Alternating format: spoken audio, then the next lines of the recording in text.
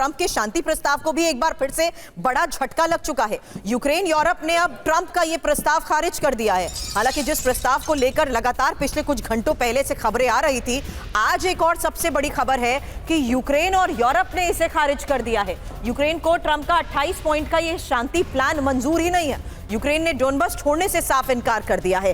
तो ट्रंप का ये पीस प्लान जिसका लगातार हम जिक्र कर रहे हैं, जिसके तहत जेलेंस्की को एक अल्टीमेटम मिला है कि आने वाले ये 120 घंटे ही जेलेंस्की को क्या इन्हीं 120 घंटों में एक बड़ा फैसला लेना होगा। उससे पहले ट्रंप के इस पीस प्लान को लेकर भी एक खबर, क्योंकि यूक्रेन और यूरोप ने इसे ठुकरा दिया है, जहां जेलेंस्की को अमेरिका का फॉर्मूला मंजूर ही नहीं है। रूस की सबसे बड़ी शर्त मानने को कहा गया।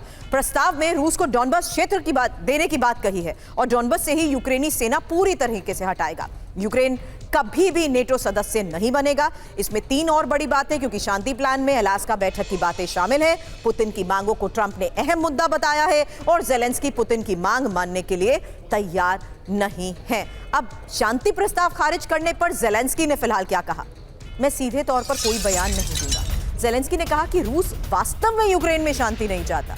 जेलेंस्की ने यह भी कहा, मैं जल्द ही ट्रंप से बात करूंगा। इन अदर वर्ड्स, जेलेंस्की ये साफ कह चुके हैं कि वो इस पीस प्लान पर फिलहाल कुछ भी कमेंट नहीं करना चाहते, सीधे ट्रंप से बात करेंगे। लेकिन अब अगली खबर सुनिए, क्योंकि पीस प्लान पर ही यूक्रेन ने अमेरिका को सख्त जवाब दे दिया है। यूक्रेन ने यह साफ कहा कि 1 इंच जमीन रूस को नहीं दे। डेप्यूटी यूएन रिप्रेजेंटेटिव ने कहा है कि हमारी जमीन बिकाऊ नहीं है। तो जेलेंस्की ने तो कुछ नहीं कहा, लेकिन यूक्रेन की रिप्रेजेंटेटिव ने यूएन में जरूर कह दिया हमारी जमीन बिकाऊ नहीं है। अब ट्रंप की शांति योजना का ड्राफ्ट लीक हो चुका है। एक और बड़ी खबर पीस प्लान पर ही है। एपी की इस रिपोर्ट में दावे किए गए हैं कि रूस के कब्जे वाले इलाके पर यह प्रस्ताव है और यूक्रेन को अपनी जमीन छोड़नी ही पड़ेगी।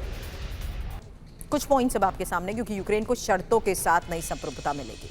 रूस यूक्रेन यूरोप के बीच हमला ना करने का यह समझौता। तीसरी बड़ी बात, यूक्रेन को मिलेगी सुरक्षा गारंटी, 6 लाख सैनिक रहेंगे। चौथी बड़ी बात, यूक्रेन कभी नेटो का सदस्य नहीं बनेगा। 5वीं बड़ी बात, यूक्रेन का होगा पुनर्निर्माण और रूस की वैश्विक मंच पर वापसी।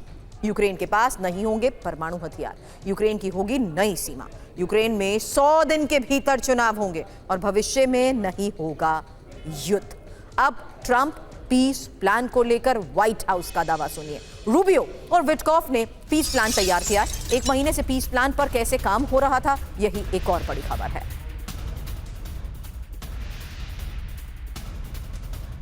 अब यूक्रेन के पोक्रोवस में भी भीषण जंग की तस्वीरें सामने आई हैं। शास्तेस्की टाउन पर रूस का कब्जा हो चुका है और पोस्ट छोड़कर भागे यूक्रेनी सैनिक। ये 10 किलोमीटर आगे बड़ी रूसी सेना को लेकर दावा किया जा रहा है। यूक्रेन के कैमकाजी ड्रोन के अटैक की अगली तस्वीर, जहां यूक्रेन के ही ड्रोन से रूसी पोस्ट को हिट किया गया। ड्रोन के पोस्ट से टकराने का वीडियो सामने आया है। रूसी जवानों के साथ ड्रोन का ये क्लोज एनकाउंटर देखिए।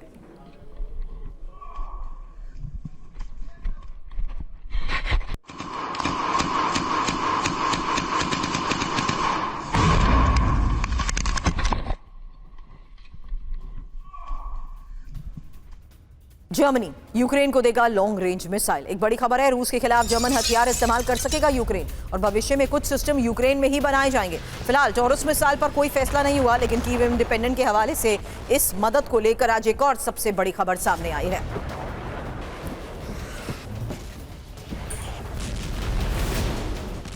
तो जर्मनी और यूक्रेन सैन्य डील है क्या? जर्मनी यूक्रेन को लॉन्ग रेंज मिसाइल देगा। कुछ हफ्तों में मिसाइल्स मिल जाएंगी।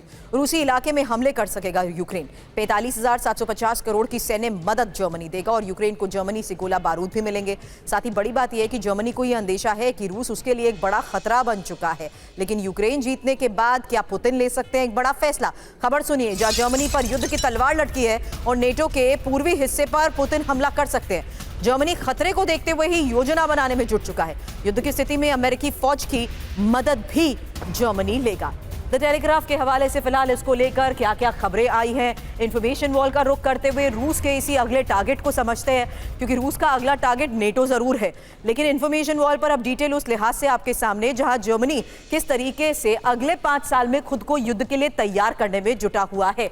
एक और बड़ी बात, जहां रूस के युद्ध भड़काने के डर से ही जर्मनी की ये तैयारियां शुरू हो चुकी है। तीसरी बड़ी बात, जहां पुतिन की सेना यूक्रेन में जीती तो रूस का मनोबल भी बढ़ेगा। हालांकि पुतिन नेटो के पूर्वी हिस्से में हमला कर सकते हैं। मनीष, इसी को लेकर सवाल आपसे करूंगी, क्योंकि ऐसी स्थिति में जर्मनी की अमेरिकी सैनिकों से मदद लेने की योजना को लेकर भी खबर आ रही है।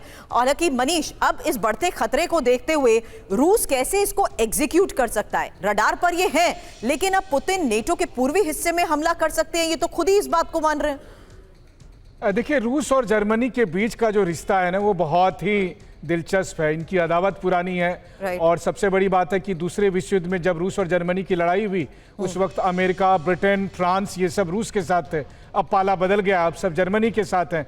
हिटलर की सेना मॉस्को तक पहुंच गई थी। मॉस्को के बाहरी इलाके में खीम की जगह है, वहां पर वो मौजूद थे। लेकिन उसके बाद फिर जो पुतिन का होम टाउन है सेंट पीटर्सबर्ग, उस समय लेनिनग्राद कहा जाता था, तो उसको लगभग 2.5 साल तक उन्होंने चारों तरफ से घेर के रखा था।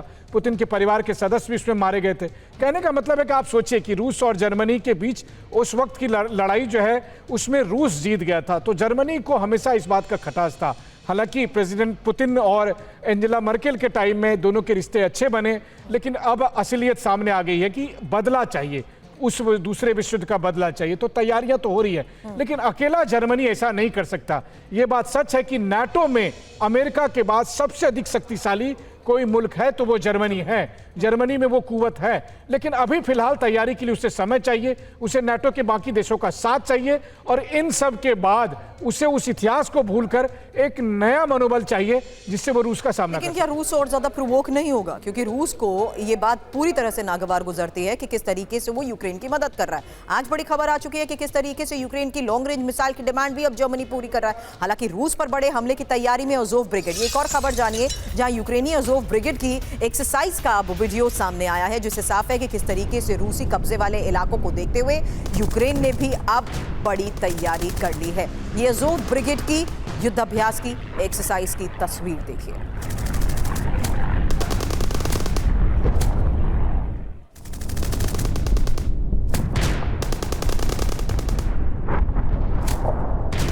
अब तस्वीर दक्षिण लेबनान पर इजरायली हमले की, जहां एक घर को कैसे टारगेट किया गया देखिए। हिजबुल्लाह के लड़ाकों के छिपे होने का शक था और उसी दौरान ये अटैक।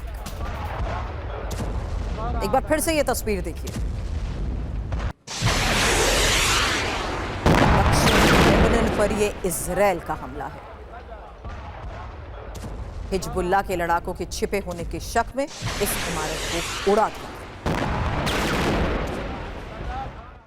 बड़ी खबर, बेलगोरोद में अपने ही लोगों पर बॉम्ब बरसा रहा है रूस, जहां बेलगोरोद में 11 दिन में 8 मेगा बॉम्ब गिराए गए हैं। रूस यूक्रेन सीमा पर बेलगोरोद शहर और रूसी हमले में जानमाल का नुकसान। एक्सप्रेस के हवाले से फिलहाल इसको लेकर क्या बड़ी खबर, क्योंकि बड़ा सवाल कि क्या अपने ही शहर पर रूस की ये बमबारी।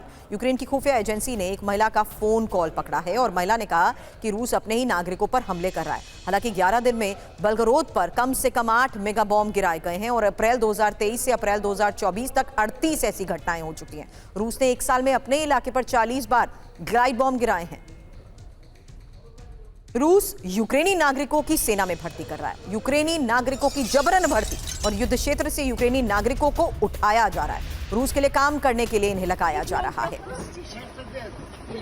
विजन एजीओ के हवाले से फिलहाल बड़ी खबर, जहां आपको बताते हैं कि यूक्रेन के किन किन इलाकों से कितने यूक्रेनी सैनिकों को जबरन रूस ने उठाया है, क्योंकि यहां यूक्रेनी क्षेत्र डोनेस्क और लुहांस्क की वो खबर, जहां 5368 डोनेस्क से जबकि 4650 लुहांस्क से यूक्रेनी लोगों को रूसी सेना में भर्ती किया गया है, जबकि ज़ेपोरोजिया से 560 और हेरेसों से 478। हालांकि ये 2025 के आंकड़े जो सामने आए हैं उसमें डिटेल क्रिमिया और सेवास्तोपोल को लेकर भी है, क्योंकि सेवास्तोपोल से 5368 जबकि क्रिमिया से 35272 लोगों को रूसी सेना में भर्ती किया गया है। तो यूक्रेन के वो क्षेत्र जहां से रूसी सेना में यूक्रेनियंस को ही भर्ती किए जाने को लेकर किया गया दावा।